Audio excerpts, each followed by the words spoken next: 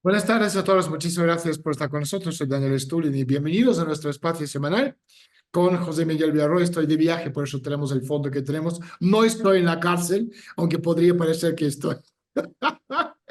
Así que todo, por ahora no, pero por ahora va todo bien. ¿Tú qué tal estás?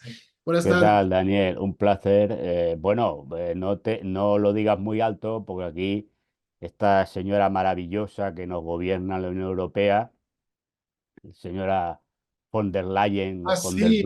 o von der Bruggen o como le quieras llamar, ya ha dicho ahí en el foro donde están todos los pajarracos que el mayor peligro para Europa es la desinformación y las informaciones falsas y que por lo tanto van a iniciar una campaña, imagino que va a dar órdenes a la Gestapo para que empiece a perseguir y bueno, igual nosotros dentro de poco, bueno, tú te libras que estás en México, pero yo que estoy aquí en la maravillosa Unión Baja el Europea, yugo. estoy en la maravillosa Unión Europea, pues igual voy a parar ahí a un campo de reeducación para que diga la verdad y no esté aquí soltando unos rollos que no son los que tocan. O sea, que la Bueno, gente un piensa. tipo ya en Telegram decía ayer que soy la disidencia controlada. La razón es sencilla, como no me eliminan de las redes sociales,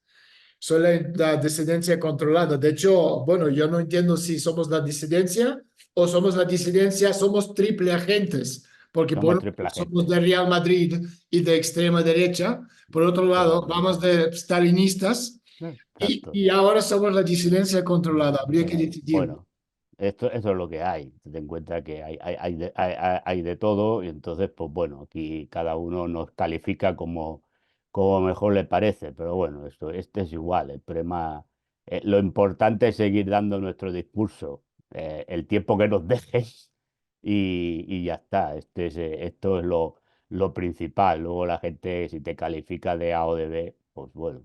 Oye, ¿te acuerdas la semana que pasada empezamos de hablar de Leticia y tal? Salió y bueno, justo el día siguiente yo te mandé por WhatsApp la noticia, ¿no? El tweet de este hombre, Jaime del Burgo, alabando a la reina de Inglaterra y tal. Y comentamos que, o sea, coincidencias y conspiraciones no, o sea, conspiraciones no existen, existen coincidencias. Así que somos teóricos de coincidencia. Yo te dije la semana pasada que no hay ninguna coincidencia, ni tampoco, ay, no, mira, salió tal día porque salió. O sea, esa gente nos está vigilando bien, no porque somos extra especiales, aunque lo que estamos contando es algo que no está contando casi nadie, por decir nadie. Pero también es cierto que somos los únicos que lo hemos comentado, que el desmontaje de la corona española viene de Londres. Y parece que nos están dando la razón. ¿Tú cómo ves esto después de la noticia de Jaime del Burgo con la foto enorme de la reina de Inglaterra, Isabel II, y todo lo que viene encima ahora en España con Leticia, con la Z, los niños que no son suyos supuestamente? Bueno, sí, eso es un culebrón, pero por favor. Bueno, esto lo ha destapado Jaime Peñafiel, que claro, tú le dijiste bufón de la corte, que es verdad, pero claro, Jaime Peñafiel no habla si no le dicen que hable, por lo tanto es evidente que si esto lo ha sacado, lo ha dicho, es porque alguien le ha dicho que tiene permiso para decirlo, con lo cual es muy posible. Hombre, y yo como buen historiador ya sé que normalmente las casualidades a veces se dan en la vida, pero normalmente lo que se dan son las causalidades, ¿no? Y entonces, pues es evidente que, claro, aquí lo que pretenderán es hablar de una especie de monarquía tipo británica, ¿no? Pero, a ver, yo creo que también hierran el tiro, porque una cosa es Gran Bretaña y otra cosa es España. Entonces, ni la monarquía británica, más allá de los escándalos que ha tenido y que tiene, porque tiene muchos, pero es verdad que especialmente con Isabel II, con este ya no tanto, pero con Isabel II sí que tenía una aceptación muy importante en la población, porque pues, te recuerdo lo que hablamos la semana pasada, ¿no? Que incluso Escocia, que pedía la independencia, pero pedía que la reina siguiera siendo reina de Escocia, ¿no? En cambio, en España, hombre, la aceptación de la monarquía, yo no creo que en estos momentos tenga problemas para seguir, pero no es una aceptación mayoritaria por parte de la población. Y ya no hablo de los independentistas o demás, hablo de en general, incluso gente que no es independentista y demás, que, pues, bueno, pues la monarquía si desaparece tampoco se va a poner a llorar. Por lo tanto, hombre, yo creo que es más complicado. Yo más que nada entiendo lo que te dije la semana pasada. Creo que a ella le tienen especial manía determinados círculos muy monárquicos conservadores de Madrid, fundamentalmente, que es por donde se mueven los tiros, porque consideran que ella es una roja peligrosa comunista, porque bueno, todo el mundo es comunista, hasta Pedro Sánchez es comunista, pues entonces la consideran una comunista y entienden que el rey Felipe VI no ha movido un dedo con todo lo que está pasando porque está dominado por ella. Fíjate, si te miras las redes sociales españolas, fundamentalmente Twitter o X, como se llame ahora, o Instagram y TikToks y demás, hay mucha crítica a Felipe VI por parte de los sectores más ultras españoles. Algo que hasta hace 2 días o un día, para decir claramente, era impensable. Es decir, hoy está criticando más a Felipe VI, esta derecha rancia conservadora, que la izquierda. Bueno, aparte que no hay izquierda en España, pero bueno, pero me refiero que serían los sectores, ¿no? Y va por ahí. Entonces, no es casualidad que, que este tema de las infidelidades de Leticia y de la posibilidad de que los hijos no sean de ella, con lo cual, Esto ya es bueno de si todo. los hijos no son del Felipe VI, evidentemente, pues ya la princesa y estos pues ya no podrían reinar por la Constitución, hombre, salga en un momento donde los sectores monárquicos más conservadores le están pegando bofetadas por todos los lados a Felipe VI. Es evidente que no es casualidad. Ahora, si echan a Felipe VI o ellos fuerzan una abdicación de Felipe VI y las hijas no podrían gobernar o no podrían gobernar, no podrían reinar porque no son hijas naturales de él, a quién ponen, porque este ya es otro problema, ¿no? Entonces yo creo que aquí también abren un melón que no sé a dónde podría ir a parar, porque yo no sé si la gente también aceptaría que aquí ahora pusieran a cualquier monigote de rey o de reina, porque sí. Pero bueno, yo creo que todo va por esos anduriales, es Me decir, sorprende que los medios españoles, o sea, yo no estoy en España, pero por lo que yo entiendo, es silencio estampa total y absoluto. sí, pero ayer sacó la noticia Peñafiel. Sí, Peñafiel es como tú dices Sí, tú. bueno, ya, bueno, sí, pero Peñafiel ya te la ha soltado. Entonces, si Peñafiel te la ha soltado, a ver, los líos de falda que a mí me la bufan, ¿no? Hablando en plata y mal. Pero Sí, bueno, si Peñafiel te la ha soltado, mm, algo hay, porque este no da puntada sin hilo, es decir, este además, este es monárquico recalcitrante y aunque vea al rey violando a un niño de 3 años no va a decir nada. Si lo dice es porque alguien le ha dicho, oye, sácalo, aparte que no la traga, esto ya es otro tema, pero no la ha tragado nunca, pero, a ver, la ha criticado en el sentido de que si va mal vestida, que si no guarda la forma, bueno, tonterías, pero sacar o insinuar, porque no ha dicho exactamente, pero ha insinuado determinadas cosas, hombre, aquí estás, como diríamos si estuviéramos en la Armada Real, pues estás tirando un torpedo a la línea de flotación, porque aquí ya entras, estás dando... entonces, que esto todavía los grandes medios no se han hecho eco. Bueno, pero igual es una andanada para ver cómo por ahí va, porque ya sabemos que aquí pues todo el mundo juega su papelito. Entonces, bueno, está puede ser claro. una andanada, a ver cómo reaccionan con la andanada y si, bueno, según vaya, pues igual esto queda en nada, en una tontería y luego dicen que Peñafiel ya sabemos lo que es un viejo chocho, cosas de estas, o esto sigue adelante. Esto, claro, yo creo que lo veremos con el tiempo. pero repito que no es casualidad. Sí, Y esto el tipo está este bastante que está a punto de sacar su libro, que yo claro. quiero Bueno, hacer el librazo del año, lo va a leer el mundo entero. bueno, pues Por- pero por eso que no es casualidad que en estos momentos estas cosas salgan.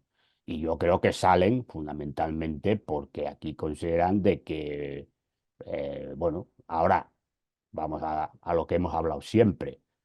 Esto puede ser una andanada muy local, pero a ver, las élites globalistas están porque se abra una crisis institucional en España que puede tener un calado que no saben dónde va a ir a parar. Claro, aquí entramos, ¿no? En la jugada. Es decir, una cosa es lo que los de aquí consideren, porque piensen que el rey es un traidor y ha traicionado los valores de la patria y no sé cuántas cosas más, y otra cosa es lo que las élites globalistas les parezca bien. Porque claro, a ver, yo también te digo una cosa, yo no soy partidario de lo que ha hecho Pedro Sánchez con la amnistía, pero yo tengo muy claro de que Pedro Sánchez es el candidato ideal de las élites globalistas. Sí, sí, lo que tú y yo Y, hemos si, comentado. y lo hemos comentado. Entonces, Junts y esta gente independentista han pactado con ellos porque las élites globalistas están con eso. Es decir, que por lo tanto, todo esto de la amnistía, que luego va a quedar en nada, porque este es un farolero de que promete y luego no cumple nada, pero si eso se ha puesto ahí es porque, a ver, ayer nuestro amigo Pedro Sánchez, gran comunista según todo esto, pues tuvo reuniones con Bill Gates, el Sí, sí, BlackRock, exacto. Vanguard y toda esta gente. Claro, si esta gente está muy feliz con Pedro Sánchez, que por cierto hay que decirle a la gente, mira, ayer me entrevistaban por un canal argentino de una gente de Argentina, me decía, no, que Telefónica nos roba, un Movistar, o como se llame allí también. Digo, no, y a mí también me roban. Digo, pues tenéis claro, y aparte que más de la mitad del capital de Telefónica Española es de BlackRock, ¿no? Es decir, no es ya una Está empresa claro. española propiamente dicha. Bueno, hoy salía la noticia de que BlackRock controla prácticamente el 60 o el 70% de las empresas del IBEX Del 25 IBEX 35, de exacto. 35. Entonces, claro, si estos señores están de acuerdo con Pedro Sánchez, que al final son los que mandan de verdad, a mí me parece que las tonterías que puedan sacar de aquí, que si Leticia pone los cuernos al otro o los hijos no son no sé qué, me parece que al final va a quedar absolutamente en nada. Porque, claro, a ver, vamos a decir,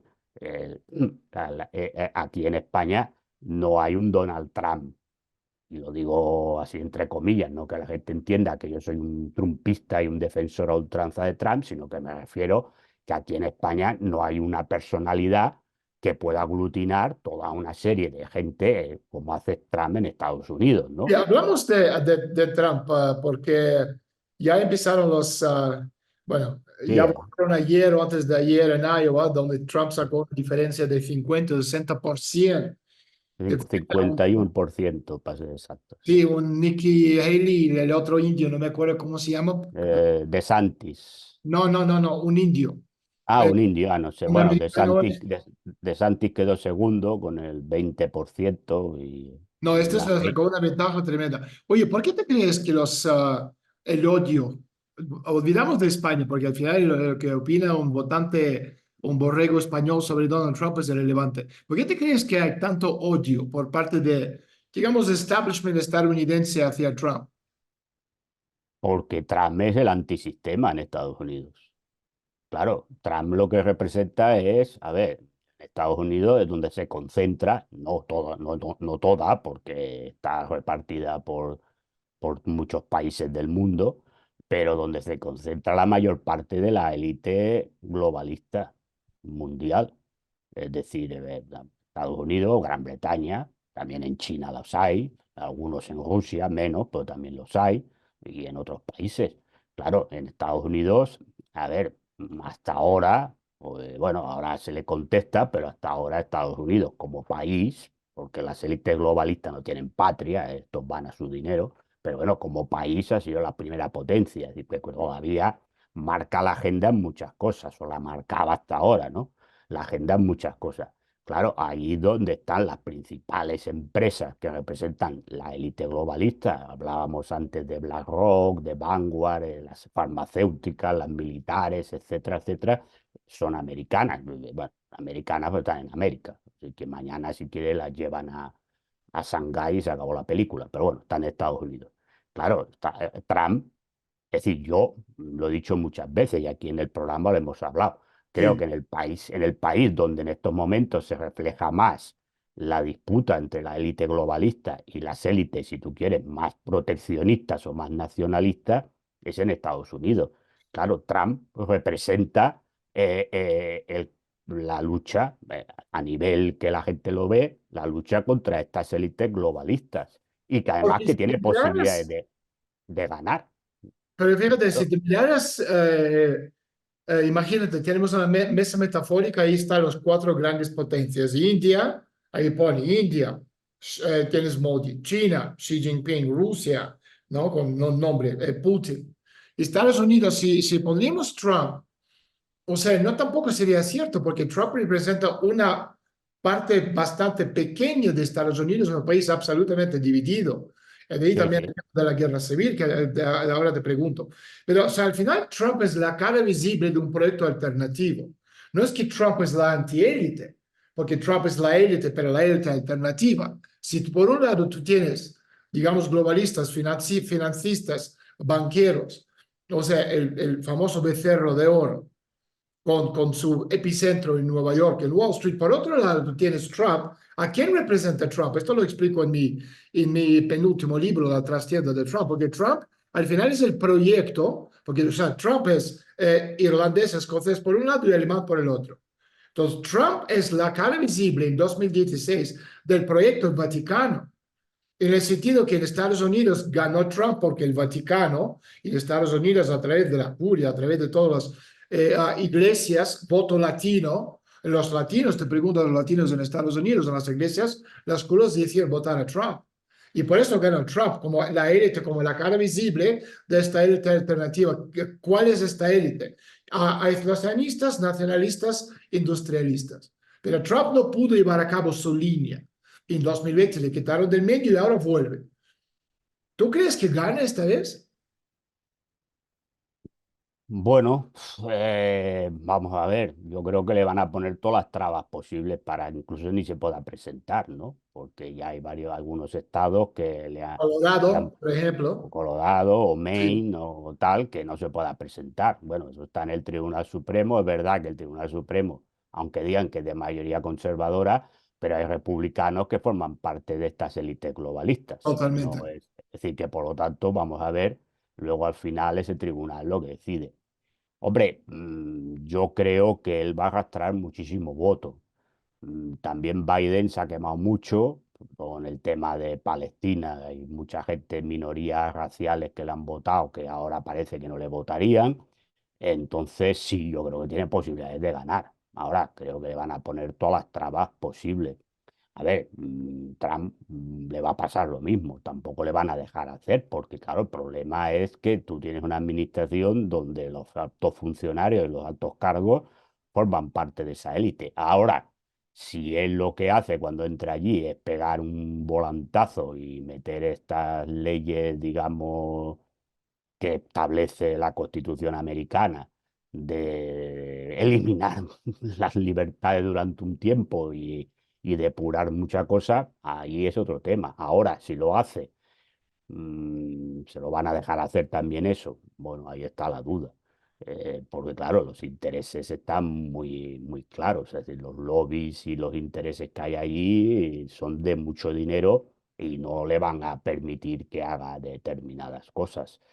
Bueno, también es verdad que él, si gana y está, bueno, luego a nivel mundial, pues también cada uno, porque aquí cada uno juega también su carta, es decir, también les interesa, por un lado, a algunos la élite globalista junto con la élite nacionalista, es decir, que aquí hay algunos que según el día dan un discurso y al día siguiente dan otro, ¿no? Entonces, este es un poco también lo que hay, porque al final todo es un conjunto y un cómputo de intereses y a ver, lo que estamos viendo fundamentalmente no tiene nada que ver con los derechos humanos y salvar al mundo y todas estas cosas, es controlar los recursos naturales que van a ser básicos ya para el presente y fundamentalmente para el futuro, que son todas estas materias que van a permitir que el que las controle controlará el mundo mm, en los 20, 30, 40 años siguientes, porque es el capitalismo tecnológico o la parte tecnológica del nuevo modelo productivo. Y ahí se necesita esas tierras raras, el litio, magnesio, etcétera, que fundamentalmente están en África, en zonas de Latinoamérica y luego la serie de rutas comerciales. Es decir, hombre, lo que pasa en Gaza, más allá del genocidio que está montando Israel, está claro de que ahí pues hay un interés de que los amigos de los americanos controlen esa zona porque por esa zona se pasan muchos elementos de estos, de ruta comercial hacia Europa, que le fastidiaría lo que se llama la ruta de la seda de China. Claro, China tampoco juega, hoy Xi Jinping da un discurso contra los israelíes que malos, pero al mismo tiempo mantiene unas relaciones excelentes con Israel porque Israel es uno de sus principales socios comerciales en todo este tema de las nuevas tecnológicas y además también lo quiere meter en el rollo de la ruta de la seda, ¿no?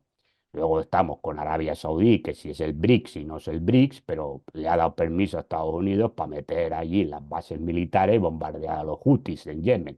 Es decir, que por lo tanto las cosas no son blanco y negro, ¿eh? Es decir, aquí cada uno está jugando para sacar el mayor beneficio posible en todas estas guerras que vemos y en todos estos movimientos. Tampoco es casualidad que haya explotado otra vez el rollo en Somalia, porque la zona de Somaliland, pues claro, controla también el paso del Mar Rojo y está justo enfrente de Sí, las costas del Yemen y de Adén, ¿no? ahí tú tienes Abel Hay que Mandel, recordarle a la gente exacto. que Adén, Sí. que hoy es parte de Yemen, era colonia británica. Lo digo para que la gente vaya un poco conociendo y el cuerno, que era Djibouti, Sí.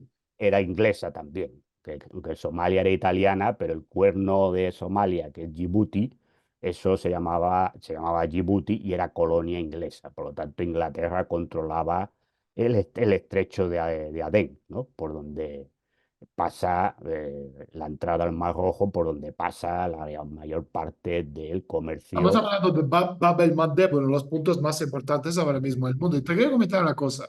O sea, una de las cosas cuando estamos hablando de Trump, y lo escribí en mi libro penúltimo de Trastienda de Trump, explicando, ya mucha gente no lo entendieron, que, o sea, Trump, Xi Jinping y Putin son parte del mismo equipo, por lo menos en la época de presidencia. Y aunque Trump y Xi Jinping podrían haber tenido sus problemas y tal, al final estos tres superpotencias tenían un enemigo común, que era el liberalismo planetario, o sea, estamos hablando del becerro de oro.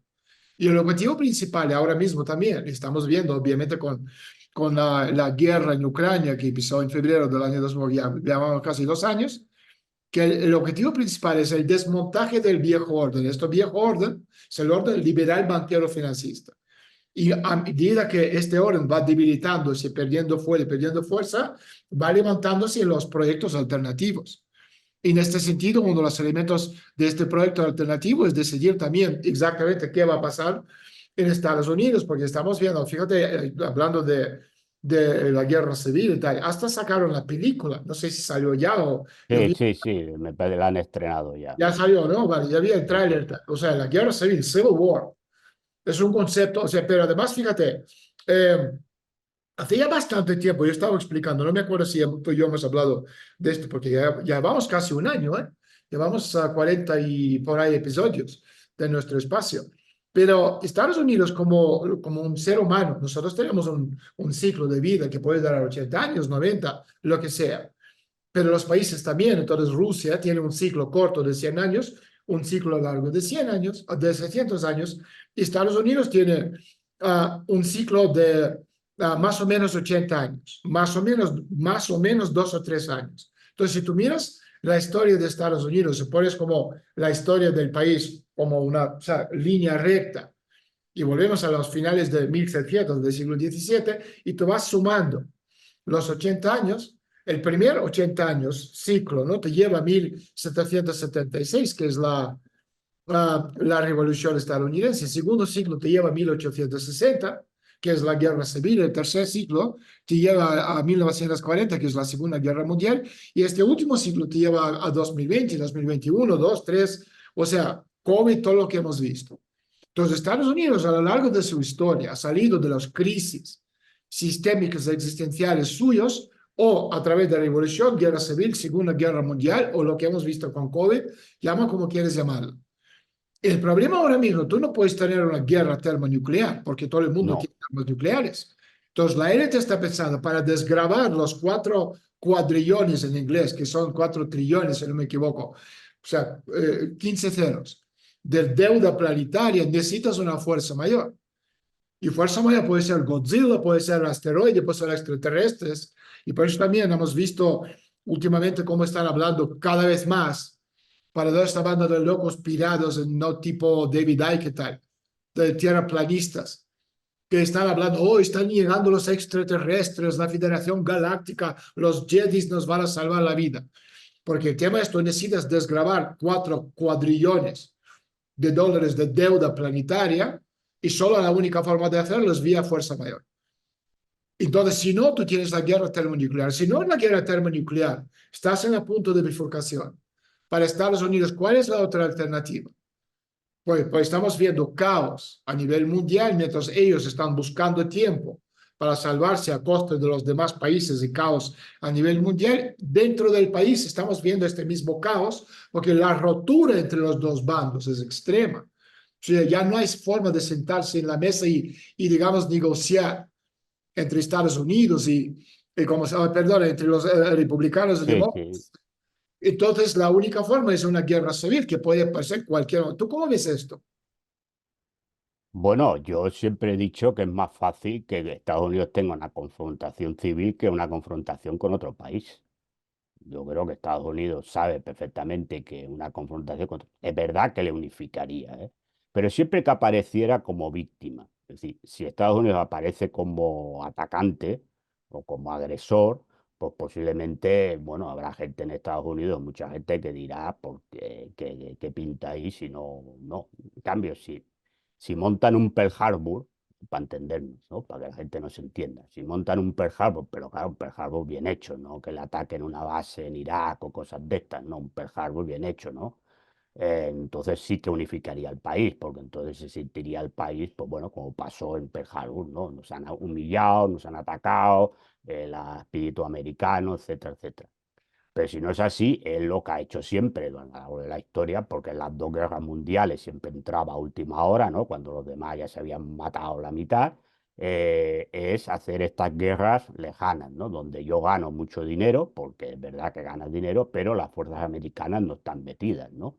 Sí, pero Digamos ahora que tiene que solucionar lo de pero dentro. lo tiene, claro, entonces como ese problema, claro, en una guerra, ahora se encuentra, claro, para tener una guerra potente tiene que ser una guerra con China o con Rusia, pero claro, ahí ya tiene el problema de que tanto la una como la otra tienen armas nucleares, por lo tanto, ahí tienes un problema. Claro, entonces yo veo más factible o más posible una guerra civil, siempre lo he dicho, más factible una guerra civil, y coincido contigo que en estos momentos la sociedad americana está rota totalmente en dos mitades y que es totalmente reconciliable. Es decir, la gente no hay posibilidad de reconciliar. Aparte de, claro, de que también es una sociedad también destrozada total económicamente, porque allí, claro, pues, Pero el no hecho de... solo económicamente, No, no, y moralmente, con el tema del fentanilo, de la droga, drogadicción, es decir, claro, es una sociedad que está totalmente, es un desastre aquello socialmente hablando, pero aparte es que está rota. Entonces, claro, el problema, claro, el problema es si a Trump no le dejan ganar y la gente se cree que le han tomado el pelo otra vez. Ahí es donde puede estallar el conflicto. Porque si el tema es que, a ver, la gente entienda que Trump puede ganar y de golpe, pues aquello ahí empieza a haber comedia como pasó la última vez y no sé qué, bueno, ahí ya sí que puede estallar el tema. Y entonces, claro, ahí ya entras en un problema mayor, que entonces sí que hablaríamos de una crisis general de Estados Unidos. Por eso yo entiendo, yo siempre he dicho que la crisis de Estados Unidos la tiene dentro, no la tiene fuera. Lo que pasa es que es evidente esa crisis interna que tiene la traslada al exterior porque es una manera de, como válvula de escape de muchas cosas, aparte de ir ganando dinero y de ganando o conservando poder exterior. Pero el problema fundamental que tiene Estados Unidos es un problema interno. Pero fíjate, ¿cuál es el premio mayor de una guerra? O sea, no son ni recursos naturales, ni territorio, ni siquiera el poder sobre este territorio, sino una nueva mentalidad nacional de un Hombre, pueblo claro, como tal. exacto, Y las claro, guerras hombre. siempre terminan no con la paz, sino con la victoria de un contrincante al concluir la paz en las condiciones del lado victorioso. En este caso, ¿quién va a ganar la guerra en Estados Unidos? Los republicanos, los deplorables, porque tienen armas, lo saben usar. Y los otros no, porque los otros, ¿quiénes son? Bueno, son las maricas de California, son esta gente que tiene ocupaciones que no sirven para nada, como por ejemplo, psicólogo de gatos o domador de ardillas. O sea, está muy de moda en lugares como Nueva York. Entonces, claro, esa gente no puede hacer nada, van a perder. Entonces, el ganador forma una imagen del mundo de posguerra. De igual si estamos hablando de la Guerra Fría, donde la Unión Soviética perdió, o la guerra interna, que pues la guerra de Estados Unidos. Y el ganador elabora los resultados de su victoria en el que en el derecho internacional y también nacional de conformidad con la ley de la victoria. Lo hemos visto esto con Estados Unidos, tenemos territorios, entre otras cosas, pero sobre todo a nivel de los sentidos. Porque la teoría de guerra define la guerra, bueno, digamos en su forma más aguda, como que como una guerra de sentidos. Y su objetivo principal, como la captura o conquista del futuro, este es el objetivo principal, lo estamos viendo ahora mismo en la guerra de Rusia. O sea, es el captar el futuro, cómo va a ser nuestro futuro, cómo vamos a definir nuestro país a partir de ese punto. Y el objetivo y la esencia de la guerra de los sentidos, digamos, en la conquista del poder conceptual, es decir, la victoria del poder conceptual nuestro y la destrucción del poder conceptual del adversario. Pero en el caso de la guerra civil, ahí voy, te quería preguntar, o sea, a nivel conceptual, si ganan los deplorables republicanos, ¿ok? Y pierden los otros, ¿cómo esto afectaría? Porque esto obviamente afectaría a Europa, afectaría a España, afectaría a Francia, a los demás países. ¿Cómo ves tú, o sea, el reacomodo del mundo después de la guerra civil en Estados Unidos? Bueno, hombre, lo que es verdad que cambiaría, pero también habría que ver a nivel de política exterior qué iba a cambiar de la política exterior americana, porque también esta gente en política exterior son bastante aislacionistas, ¿no? Entonces, si hacen un repliegue otra vez, como pasó al final de la Primera Guerra Mundial, que se apartaron de muchas cosas. Recuerda que Trump dijo que la OTAN no valía para nada y que había que cerrarla porque era un gasto para Estados Unidos. Es evidente que, claro, eso cambia si eso ya se produjera en una guerra civil y ahí ya sí que hubiera un cambio radical en Estados Unidos, incluso de las estructuras de poder, de la gente que está en el deep throat, que se dice, ¿no? Ya cambiara, es evidente que entonces todo eso también te cambiaría en Europa, te plantearía un replanteamiento, aparte de que daría muchas alas a movimientos más extremistas que hay en Europa, desde el parte de más conservadoras a ultraconservadoras, ¿no? Porque se sentirían, digamos, más legitimadas o que tendrían un aliado en Estados Unidos. Bueno, lo que pasa es que hacer estos vaticinios de cosas que no han pasado y a muy largo plazo, pues siempre es bastante complicado, ¿no? Pero es evidente que, claro, si se produjera, y estamos hablando de política ficción, si se produjera este hecho, pues es evidente que habría un cambio radical en las formulaciones de Estados Unidos, hay de Estados Unidos, de la Unión Europea o de los países europeos, ¿no?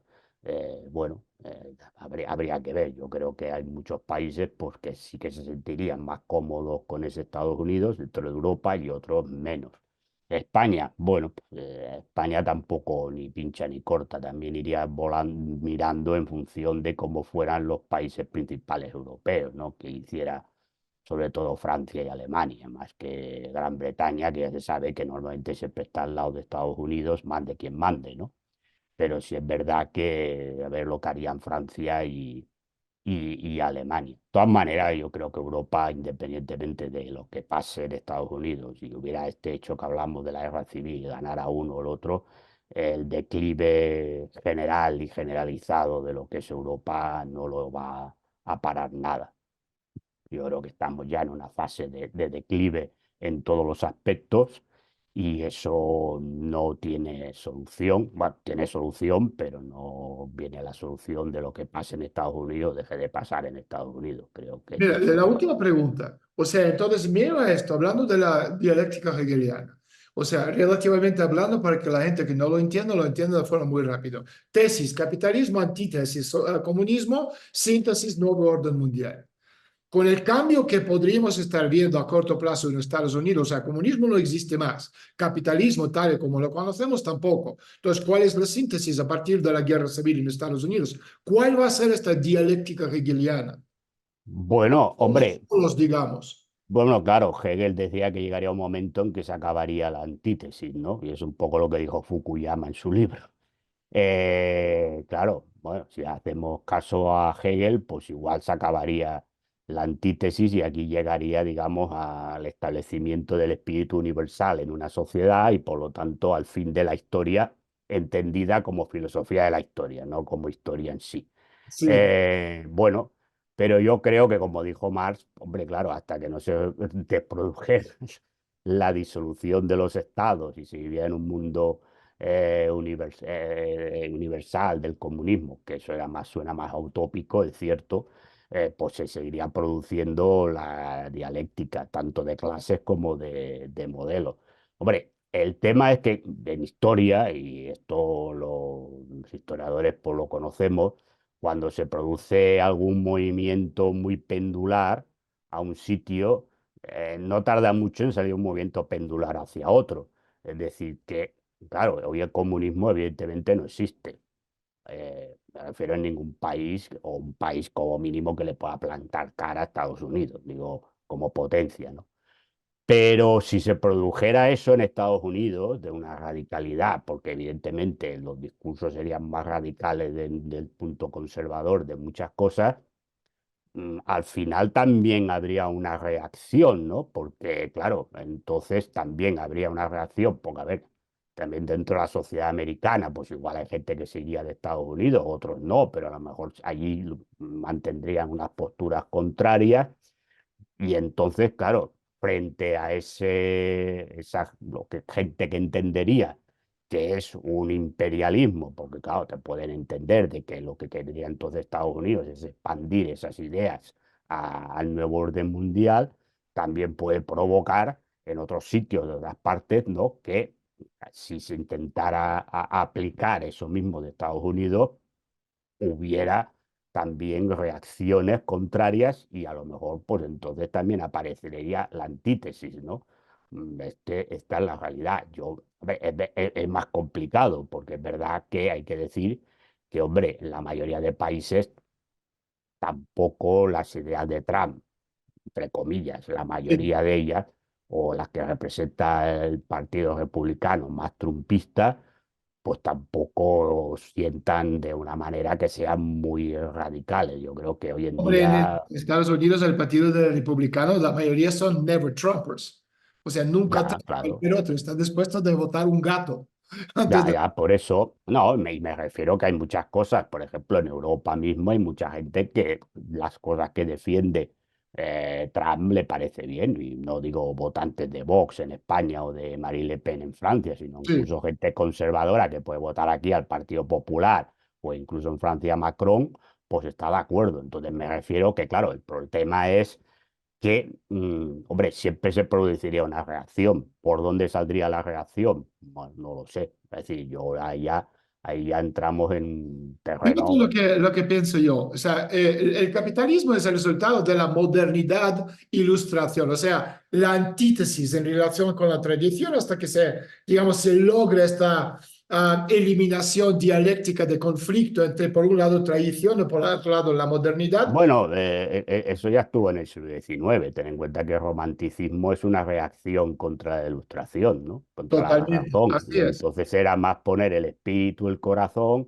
y sobre todo, pues, la, la tradición, aunque hay que decir que por ejemplo, mucha gente luego asocia romanticismo con el nacionalismo más conservador, Hay que decir que en un primer momento el romanticismo era revolucionario, porque se enfrentaba precisamente a los monarcas ilustrados y a todos aquellos ilustrados, ¿no? Que defendían el despotismo ilustrado.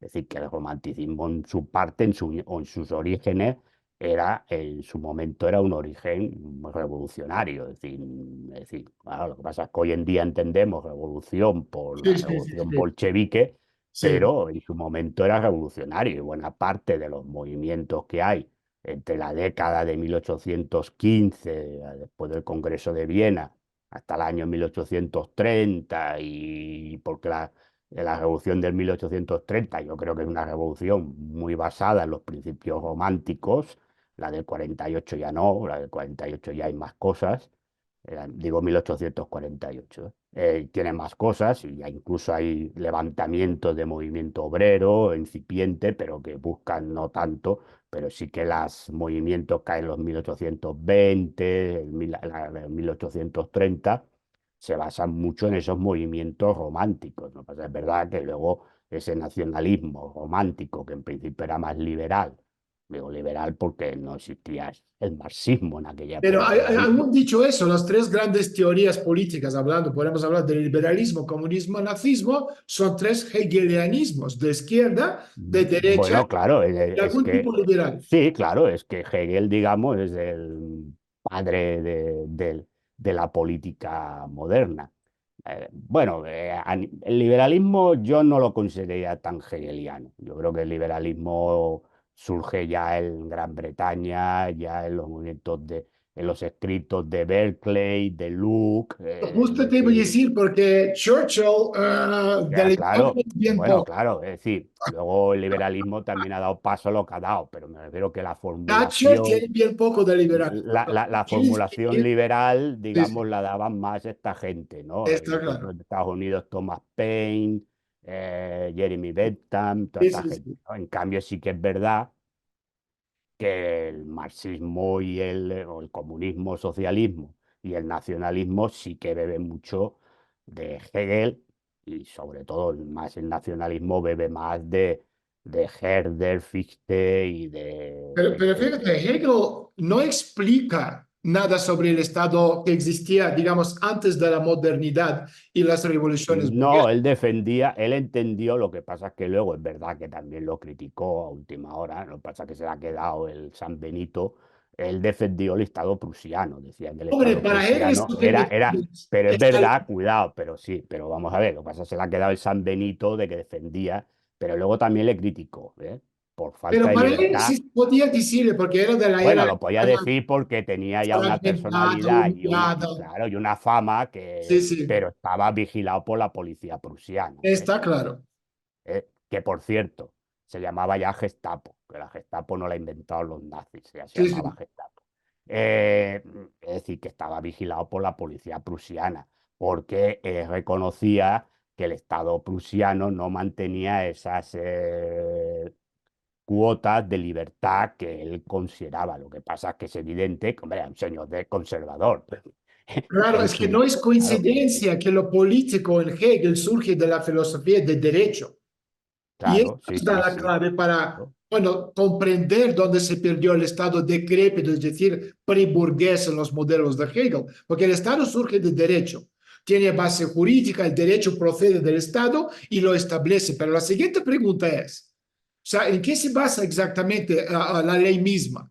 Y aquí resulta que diferentes culturas, o podemos hablar de civilizaciones, pues te dan respuestas bastante diferentes a esta pregunta. O sea, en contraste es sobre todo notable, incluso te diría sorprendente cuando, fíjate, si observamos cómo se plantea esta cuestión en los mundos, por un lado cristiano y por otro islámico. Por eso te preguntaba antes, tenemos tesis, antítesis, comunismo, capitalismo, y si a partir de ahora estamos entrando en el mundo cristiano y islámico, tesis, antítesis. Bueno, eso lo decía Huntington del choque de las culturas. Bueno, yo creo que esto también es algo que le interesa al sistema venderte. Yo no creo que estemos en una guerra de culturas y que sea cristianismo y islamismo.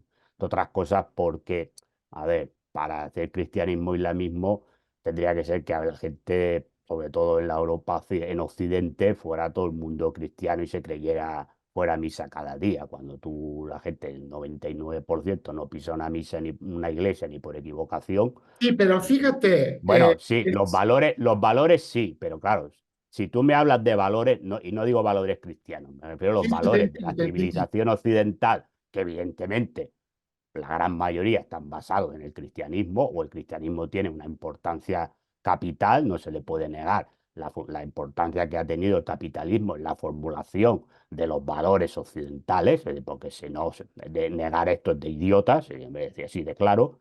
Y luego están los temas de los valores de la civilización o de la religión islámica o musulmana. Pero Claro, si habla, fíjate, Jesús era un predicador itinerante que constantemente evitaba convertirse en político o en líder y sin embargo fue sí, ejecutado como bueno, criminal. vamos a ver, sí, bueno, a ver, los evangelios también te presentan la imagen que te presentan, tampoco Esto sabemos es cierto, si es pero decir, claro, vamos a ver, claro, los evangelios se escribieron mucho tiempo después de la muerte de Jesús y también explican la imagen que quieren dar. Hombre, claro, el único documento histórico que tenemos son los evangelios y luego algunas anotaciones en la Mishnah judía y en la guerra judeo-cristiana, la guerra judía de Faro y Josefo, que son cosas muy puntuales. Hombre, parece ser, por lo que dice la Mishnah, tal, que no se metió nunca en política y no le interesó la política. Entonces, claro, entonces habrá que hacer caso pues, a lo que decían los evangelios. Hombre, a ver, lo que predicaba era una nueva, claro, en el fondo no solamente una religión nueva, sino una, a ver, él, vamos a ver, yo sé que a la gente le cuesta entender lo que voy a decir, pero yo soy licenciado en teología dogmática, ¿no? A ver, Jesús era judío, es decir, empecemos por ahí. Jesús era judío y predicaba a los judíos en función de lo que estaba escrito en la Torá, que es en los 5 primeros libros, lo que es el Pentateuco, los libros de profetas y los libros de sabiduría. Y es evidente que predicaba una nueva visión de lo que tenía que ser el judaísmo. No pretendía crear. Es decir, él cuando establece que hay que hacer una religión nueva, porque en el principio no predica para los gentiles, no por lo que dicen los evangelios. Él no, no niega que los gentiles vayan, porque entra en casa del centurión y demás, e sí, incluso a los samaritanos que estaban mal vistos en aquel momento, pero fundamentalmente él predica para los judíos. Entonces, pasa, bueno, o se le juzga políticamente porque se le acusa de querer ser rey de los judíos y demás y demás. Bueno, claro, sí. ¿no? Entonces se le ajusticia como se le ajusticiaba en la justicia romana por temas políticos, no Pero por por otro temas, lado, tenemos claro. Mahoma, que terminó hablando del cristianismo, que terminó su vida terrenal como gobernante de un estado muy poderoso, que bajo sus sucesores inmediatos se convirtió en ¿qué?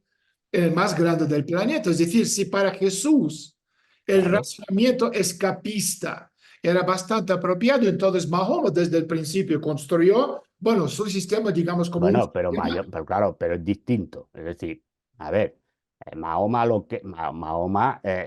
si tú coges lo que es el Corán, se defiende la Guerra Santa y se defiende el ocupar los territorios para convertir a la gente al islamismo, le guste o no colocando le la guste. revelación como la base de la Cosa Sharia. que Jesús en ningún momento dice eso. Lo que sí que es cierto, es decir, él, a ver, su prédica es fundamentalmente a los judíos, en vida, digo en vida. Entonces, una vez él ha muerto en la cruz, cuando se presenta a los discípulos en la transfiguración, que a los 3 días, cuando ha resucitado y se transfigura y se presenta a los apóstoles y a sus discípulos, es cuando les dice que le prediquen la buena nueva, es decir, que entonces vayan por el mundo y prediquen la religión nueva. Entonces es cuando se abre para todo el mundo los que predican de Jesús, pero lo que hay que decir es que en vida de Jesús, Jesús solo predicó para los judíos fundamentalmente, por lo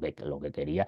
Lo que pasa es que ya los últimos, si miran los evangelios, en los últimos días de su vida, bueno, pues vamos a decirlo de aquella manera, da por perdida la batalla y entonces ya reconoce que los judíos pues tienen la servidura y demás, dice todas estas cosas de que no pueden ser ya solamente el pueblo de Dios, que el pueblo de Dios es todo el mundo. Y entonces cuando le dice a Pedro, sobre tú te edificarás mi iglesia, es decir, mi nueva religión, y ya se puede predicar a los gentiles, que todavía hay dudas, ¿no? Porque en el concilio de Jerusalén, que es el primer concilio de la iglesia cristiana, están los defensores, por un lado, que consideraban que los que entraban en la idea cristiana tenían que cumplir los preceptos de la religión judía y hacer la circuncisión y determinadas cosas no comer. Y luego estaban los otros, que era Pablo de Tarso, que es el que defendía que no,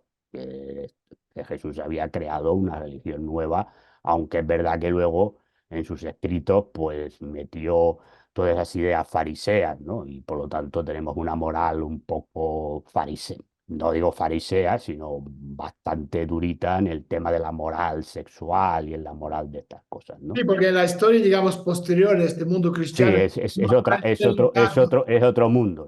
Y luego es porque la totalidad de evidente que Cristo dio lugar a partir de que Constantino pues, se a convirtió al Roma bajo cristianismo Constantino, y aceptó claro, el ya entras cristianismo. en el poder y el concilio de Nicea y todo Pero esto, la pues pregunta, ¿en qué, o ya sea, hay en otra qué cosa. sentido hubo en ese momento una, digamos, sustitución completa de la base jurídica sobre la que basaba el poder imperial? No, porque en gran No, medida sigue siendo el mismo no, lo único que se pagando hizo, al lo derecho único que se romano. hizo es que se estableció el cristianismo como religión oficial del Estado y a partir de ahí pues la Iglesia empezó a tener mucho poder, más poder político. Sí, Pero porque todos los digamos estados, que el Imperio Romano, la sí, estructura del Imperio Romano siguió igual hasta que llegaron los bárbaros, ¿no? Los exacto. godos y los hunos y demás, Alarico y esta gente, ¿no?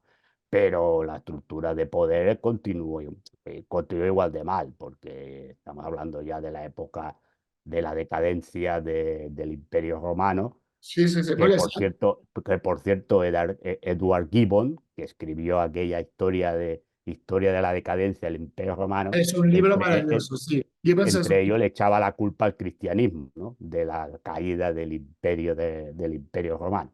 Bueno, también hay que decir que Gibbon era un ilustrado eh, machamartillo y que hablaba no tanto por Roma como por Inglaterra.